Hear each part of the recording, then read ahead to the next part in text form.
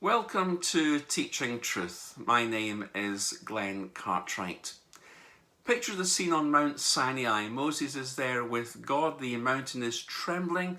There is smoke billowing all around, and Moses receives from God, inscribed on 2 tablets, the 10 Commandments.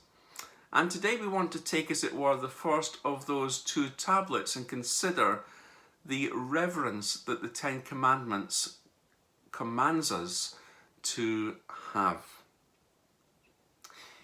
You see, man will worship one of 2 things. Either the God that made them, or the God that they made for themselves. The first commandment is, you shall have no other gods before me. Almighty God is the one who we should worship. Look at his credentials in verse 2 of Exodus chapter 20. I am the Lord your God. That's who he is, but look at what he's done. I brought you out of Egypt, out of the land of slavery. And God's claim for obedience is based on those 2 things. Who he is and what he's done. You see, God is still Almighty God. There is no one like him who can and who has brought us out of the bondage and slavery of sin, and therefore we should worship him and him alone. It was Dr. Campbell Morgan of Westminster Chapel fame who once famously said that every man needs a God. The question is whether he devotes his life to the worship of the true God or a false God. The second commandment is, you shall not make for yourself an idol in any form. Now, just pause for a moment and think about this one rationally. No one has seen God at any time. Then how is it, therefore, that these men of the Old Testament could make something that looked like him? I mean, where would you start? If you didn't know what God looked like, then how could you make something that looked like him? And that's why in Exodus chapter 32, the only thing they could make to represent God was a golden calf, because that's what the Egyptians had done. And so they made a God that looked like an animal, a graven image. But God hates graven images. God hates idolatry. God hates things that represent him.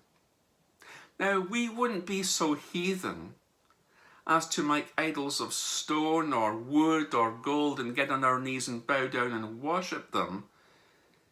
But we can worship so many other things subconsciously in our lives. We are to worship God and not a replica of God or something that reminds us of God. See, God knows when he's not first. God knows when we have an idol or a rival that takes his place. Because whoever or whatever we talk about or focus on or give our time or attention to is a reasonably good indicator of what or who is sitting on the throne of our hearts. God says, me first. No rivals, no idols. We are to worship him, the great I am. How do you think God feels when we put something else or somebody else in his place? I mean, how would I feel if my wife Adrienne found an attraction in some other guy? I know how I'd feel. Downright jealous and righteously angry. And that's how God feels. It says so in his word.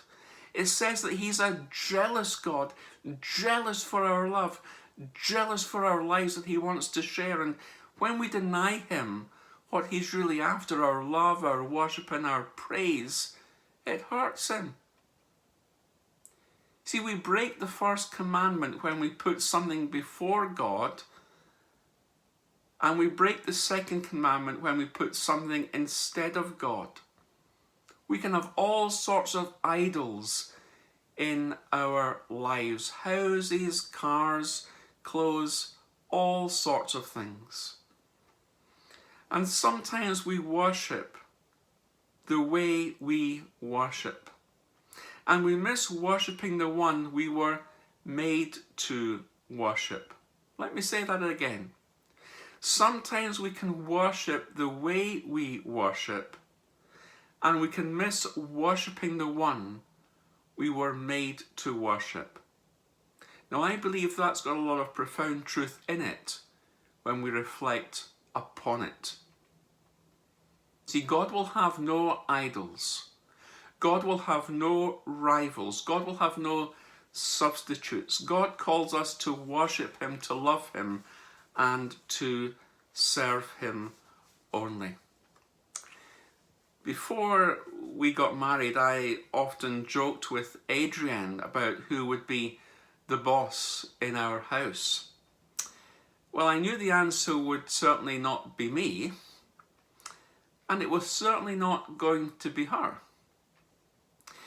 There was only ever one who was going to rule in our home, and that was and is God.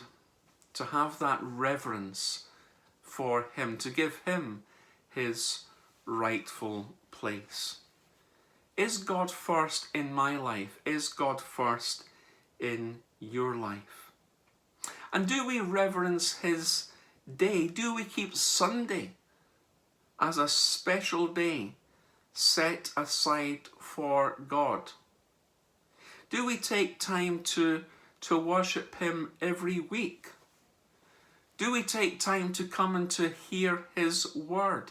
Do we remember the Sabbath day and keep it holy?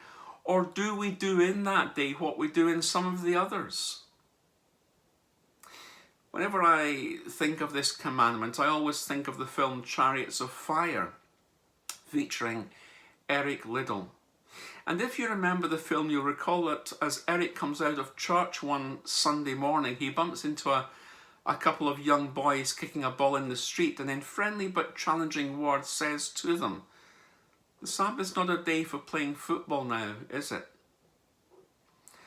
Now, not for a moment am I suggesting that we should or shouldn't kick a ball on a Sunday, not at all. But it's the principle that I want to highlight. Because remember how those words came back to challenge Eric Liddell as he sailed across the English Channel to the 1924 Olympics in Paris and refused to run on a Sunday, believing that to have done so would have been against God's law. His words, "I won't run on the Sabbath and that's final," invoke a sense of conviction and I believe a challenge for all of us.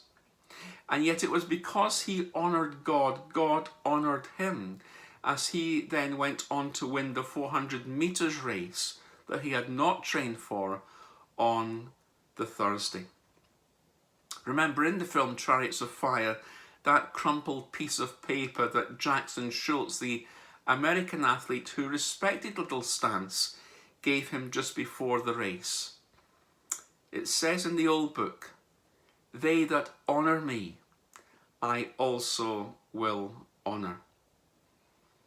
And as I challenge it of you, I challenge it of myself.